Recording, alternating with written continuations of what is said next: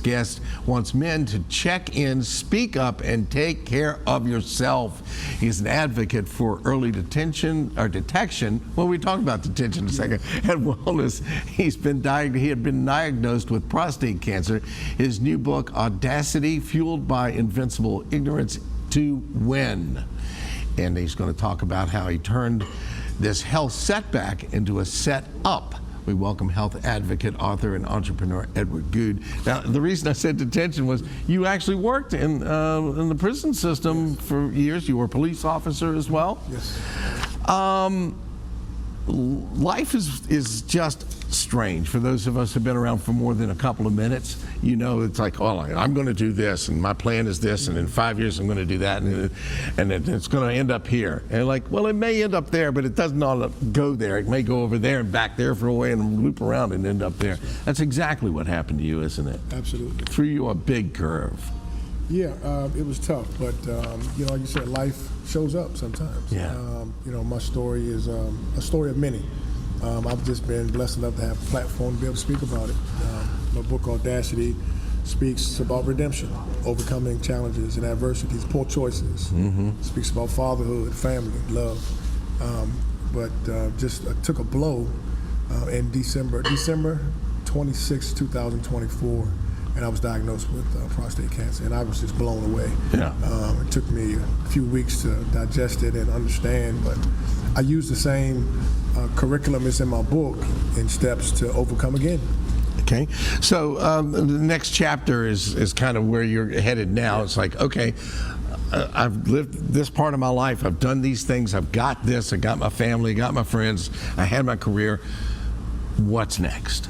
Right. Well, going through the process, that journey of prostate cancer, it's like a taboo in the men's community. Mm-hmm. People don't talk about it because of the consequences that it causes with having it. You know, erectile dysfunction, incontinence, all those things. We don't want to talk about that. Yeah. I didn't have anybody to talk to when I was diagnosed. I mean, I just felt alone, and so it prompted me to you know, speak and bring awareness to it and open the conversation up. Yeah. The day everything changed is one of the things we're going to talk about, and you're facing not only all of this, you know, there's nobody to talk to, there's no, you know, what do I do? And your life has changed, and you've got to face all of that. Tell us about that and how that worked. Well, it was challenging because you have several options. You could either take radiation, or I think we're gonna come over here and put this one on you. The one's on you is not working so good. So okay. Snap that on somewhere. Does that work? It's live TV, folks. I'll help you here, sir. Let's see if we get it. Let's put it on this side. Not gonna look great, but it'll work better. There we go. It'll work. So everything changed, and now you're serving a purpose, and you're helping other guys deal with this problem. Yeah, absolutely. It's awareness, and my book gave me a platform to speak, open the doors up, and being transparent.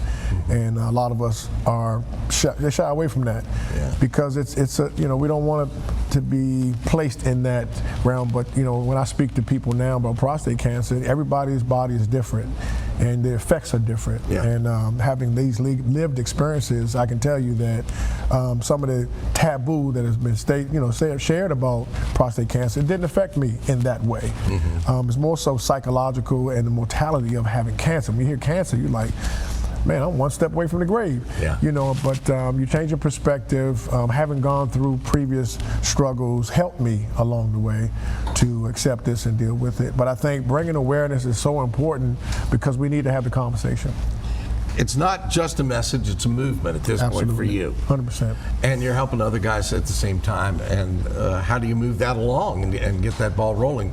Maybe being on Virginia This Morning couldn't hurt. Absolutely. Yeah. Yes. Having a voice, having an opportunity to talk about it, open the conversations. I hope to have speak with others in men's groups, in churches and schools, and just bring awareness, because it's not something that can be preventive in some way. Some things we can't control, but we can help ourselves be able to fight it by living healthy, exercising, great diet, Being around good people. Being around good people obviously is going to help a lot, and all the other things. And you don't worry about that mic anymore. We're almost. It was great having you here. It was a pleasure meeting you, and an honor, sir. And good to see somebody did what it took to take the next step. Which it's amazing that some people can be completely knocked down by something, and other people can be, but they get back up and say, "Here's what we're going to do." Yes. I'm just a vessel. Blessing. Yeah. Thank you, sir. Appreciate it. Thank you. All right, we wish Edward well. Edward Goode's new book is called Audacity, Fueled by Invincible Ignorance to Win. It's now available. For more information, visit virginiathismorning.com and stay with us. We'll fix our mics and go on with the show right after a quick break.